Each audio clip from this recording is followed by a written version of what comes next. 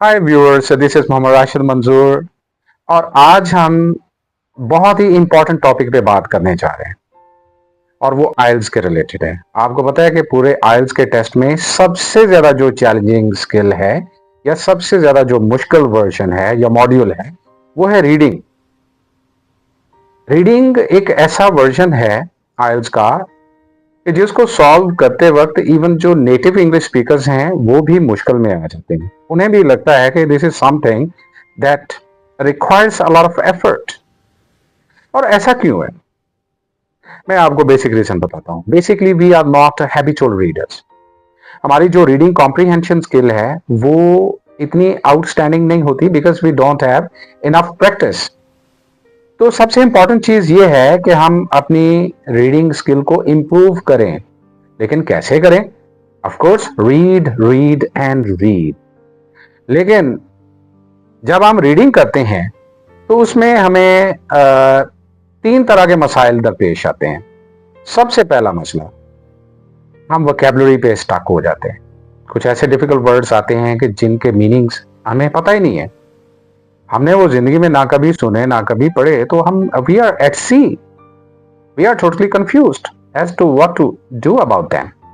सबसे पहला जो चैलेंज है ना वो है वर्ड लेवल पे, ठीक है, यानी वोकैबुलरी लेवल पे। उसके बाद दूसरा बड़ा चैलेंज है, अगर हमें वर्ड्स का मीनिंग आते भी हैं तो उसके बाद जो नेक्स्ट चैलेंज है वो ग्रामर स्ट्रक्चर का है। उसमें कॉम्प्लेक्स और कंपाउंड कॉम्प्लेक्स सेंटेंस स्ट्रक्चर्स जो आमतौर पे हमने नहीं पढ़े होते या अगर पढ़े होते हैं तो उनको हमने इग्नोर किया होता है, वो हमारे लिए मुश्किल क्रिएट करते हैं। उसके बाद अगर हमें वोकैबुलरी हमारा वोकैबुलरी का जो कलेक्शन है वो बहुत अच्छा है और हमारी ग्रामर भी आउटस्टैंडिंग है, इसके बावजूद भी sometimes we are unable to understand the meaning which is meant और which is intended by the writer. Okay, और उसकी मेजर रीजन क्या है? क्योंकि हम थॉट तक नहीं पहुंच पाते। ठीक है, तो ये तीसरा लेवल है थॉट लेवल का। पहला लेवल है वर्ड लेवल, दूसरा सेंटेंस लेवल है या ग्रामर लेवल है, और तीसरा क्या है? Thought level. अब इन पे काबू कैसे पाया जाए? वोकैबुलरी का सबसे पहले जो इशू है, मैं तो यही सजेस्ट करता हूं कि आप डेली बेस पे ज्यादा से ज्यादा वोकैबुलरी एक्सप्रेशंस याद करें, लेकिन आउट ऑफ कॉन्टेक्स्ट आपने याद नहीं करना। आप एक रीडिंग पैसेज लें, उसमें जितने डिफिकल्ट वर्ड्स हैं उनको अंडरलाइन करें, उसके बाद उनको एक्सट्रैक्ट करके तो अपनी डायरी में लिखें, ऑक्सफोर्ड एडवांस लर्नर्स डिक्शनरी से मीनिंग कंसल्ट करें, और एक वर्ड के एक से ज्यादा मीनिंग्स भी हो सकते हैं तो वो सारे के सारे लिखें और उनको अच्छी तरह से याद करें।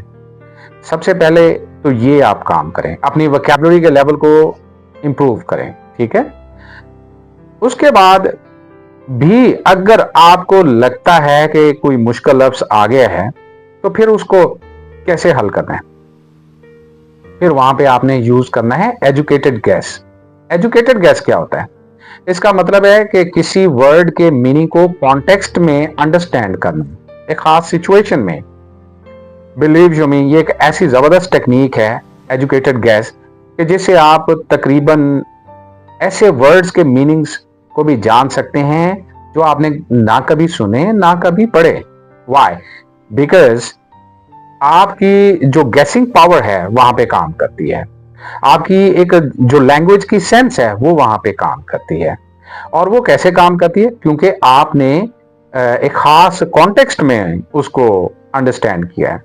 फॉर एग्जाम्पल, अगर आपको फ्लेक्ड आउट का मीनिंग नहीं पता, ना ही कभी आपने सुना ना कभी आपने पढ़ा, मैं जुमला बोलता हूं एक खास कॉन्टेक्स्ट में, इस एक्सप्रेशन को डालता हूं और आपको फौरन समझ आ जाएगी कि इसका मीनिंग क्या है। आप जो वीडियो देख रहे हैं आप मीनिंग गेस करने की कोशिश कीजिएगा।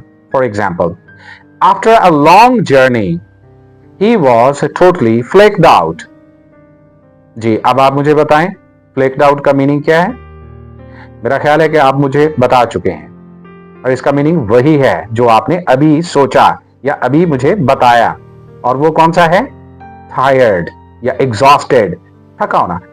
क्योंकि कॉमन सेंस है यार कि एक लॉन्ग जर्नी के बाद इंसान थक जाता है। ठीक है, so this is common sense. So flaked out का डिक्शनरी में अगर आप मीनिंग कंसल्ट करें तो वो यही है एग्जॉस्टेड, फटीग्ड, ड्रेन्ड ऑफ। ठीक है।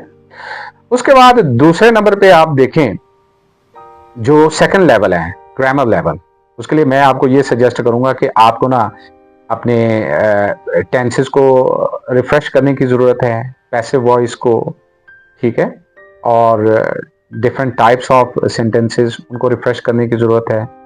उसके लिए बाज़ार में बहुत सारी बुक्स हैं और आप उनको आप गो थ्रू कर सकते हैं। ठीक है। बहरहाल ग्रामर के जो बेसिक रूल्स हैं और जो बेसिक चीज़ें हैं उनको आप गो थ्रू करें। उनमें सबसे पहले टेंसेस, पार्ट्स ऑफ स्पीच है, पैसिव वॉइस है, इनडायरेक्ट स्पीच है, कंडीशनल्स हैं और कुछ यूसेज हैं। ये तकरीबन कोई ना 5-6 चीज़ें हैं, कोई इतनी लंबी चौड़ी नहीं है। ग्रामर कोई इतनी वसी नहीं है जितनी हम समझ लेते हैं। मतलब कम से कम ये 5-6 जो टॉपिक्स जो मैंने आपके साथ शेयर किए हैं ना, अगर आप इनको अच्छे तरीके से कर लें तो आई एम श्योर के आपके लिए ग्रामर का कोई ऐसा इश्यू नहीं रहेगा। उसके बाद थर्ड लेवल पे अंडरस्टैंड करने के लिए आपको कुछ रीडिंग स्ट्रैटेजीज और टेक्निक्स यूज करने की जरूरत है। उनमें स्कैनिंग है, उनमें स्कीमिंग है, खास तौर पे उनमें प्रेडिक्शन है और इसके अलावा कुछ और भी है। स्कैनिंग क्या होता है कि पूरे पेज में आपने किसी स्पेसिफिक इंफॉर्मेशन को फाइंड आउट करना है। ये किसी का नाम हो सकता है, किसी का कोई मतलब नंबर हो सकता है, कोई कार्ड नंबर हो सकता है, it can B name of a place even.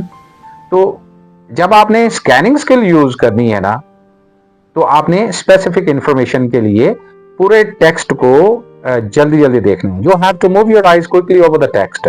ठीक है। You don't have to read each and every word. ठीक है। And you can read from left to right, from right to left, from top to bottom, from bottom to top, from corner to corner, whatever the way you feel like. You can go through it. You just have to move your eyes quickly over the text in order to find that specific information. और जहां पर वो information मौजूद होगी वहीं पे ही आपको answer मिल जाएगा उसका, उस क्वेश्चन का जो कि स्कैनिंग स्किल बेस्ड होगा। उसके बाद अनदर स्किल जो है वो है स्किमिंग। स्किमिंग का मतलब होता है कि आपने you have to read between lines. आपने हिडन मीनिंग को समझना है। आपने ये देखना है कि असल बात क्या कही गई है। ठीक है। बज़ाहिर तो कुछ और कहा गया है लेकिन असल बात क्या है, जिसको हम हिडन मीनिंग बोलते हैं। ठीक है। और ये मेन आइडिया होता है उसको फाइंड आउट करने के लिए हम स्किमिंग स्किल यूज करते हैं। फॉर एग्जाम्पल, एक रीडिंग कॉम्प्रिहेंशन पैसेज है, अगर आपने उसका एक ओवरऑल आइडिया लेना है तो कैसे लेंगे? It's very simple. Just go through the first paragraph and then the first sentence which is called the topic sentence of each body paragraph and then the last paragraph which is conclusion। तो आपको overall एक idea मिल जाता है। ठीक है। और इसके अलावा प्रेडिक्शन, आप हेडिंग को देके और सब हेडिंग को देके प्रेडिक्ट कर सकते हैं कि what kind of information might be contained in the passage, और उसके लिए आप अपना प्रायर नॉलेज भी यूज करें। ठीक है। और यानी कि जो आपके माइंड में पहले से इंफॉर्मेशन है उसको आप गैदर करें and then of course it can be a great help. बाकी question by question reading skill को मजीद किस तरह से आपने इम्प्रूव करना है, इस पर इंशाल्लाह मैं नेक्स्ट वीडियो बनाऊंगा। You can watch it and I'm sure that it can be a great help. Thank you very much for watching this video. Bye bye.